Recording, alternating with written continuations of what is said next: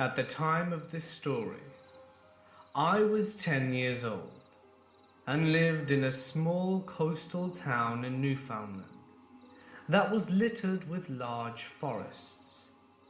Almost every house had acres and acres of forestry behind it, which in itself was very beautiful.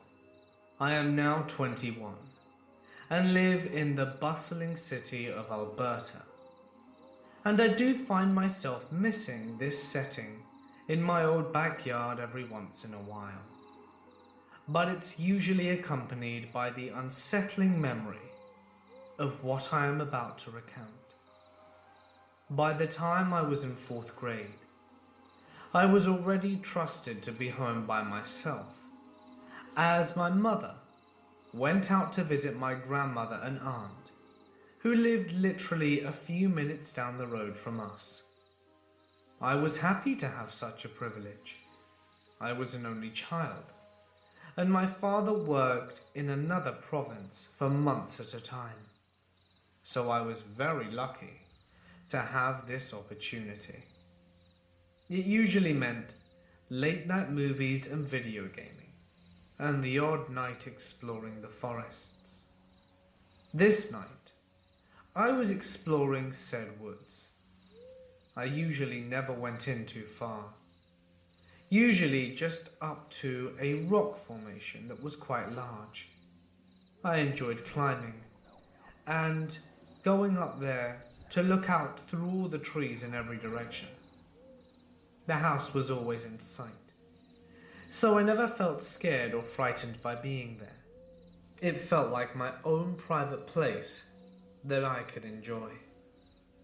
So as I was scaling the rocks to sit in my usual spot, I suddenly started hearing a sound from further in.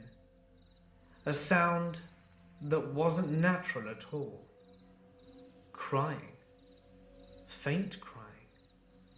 It sounded like a child, perhaps even an infant, crying relentlessly. I was more puzzled than scared, since crying was the last thing I would expect to hear in the forest. I must have listened for a good few minutes, convinced that my ears were playing tricks on me, but it was in fact crying. In my mind, I imagined it was a young girl that somehow wandered too far into the forest and needed help. I considered going back to the house and calling my mother to help, but then I worried that the girl would wander further, beyond earshot. And I decided to try and locate the sound myself. I made my way hastily through the trees and branches, trying to figure out the exact direction the crying was in. It definitely wasn't easy though, and it was a matter of trial and error to even make sure I was going in the right direction. One thing I never realized was how consistent this crying was. No pauses, no words of any kind, just non-stop sobbing and wailing that had no end. What I did notice is the closer that I got to the sound, the more metallic it sounded to me. I eventually reached a small clearing that only had a few small trees and bushes and nothing else. I had never gone this far in before, so this was the first time I had ever seen it. When I made my way in, it didn't take me long to find the source of the sound. A grey tape recorder, one of the biggest I had ever seen. It was peeking out of one of the bushes, and the crying was coming out of the speakers. This really disturbed me, as I had went all this way expecting to find a real person, but it was only a tape recorder. As I was about to shut it off, I heard another sound coming from just the opposite direction. It sounded like steady steps, advancing my way. It only took seeing a tall, shadowy figure coming my way to send me running.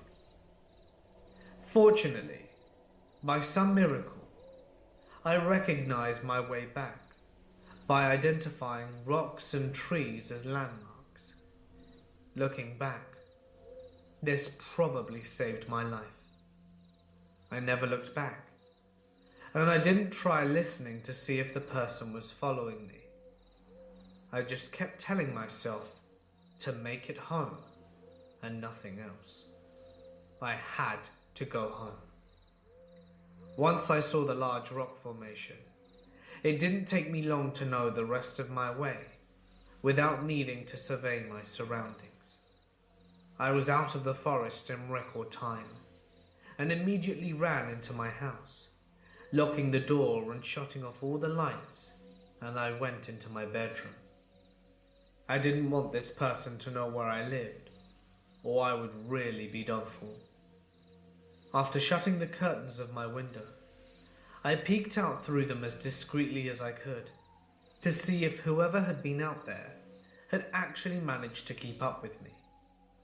I didn't see anyone, but I stayed by that window for a good hour, waiting for something to emerge out of the forest's shadow. But nothing ever did. After that, I went straight to bed. I never did tell my mother about what happened that night, and I also was never able to venture back into the forest again.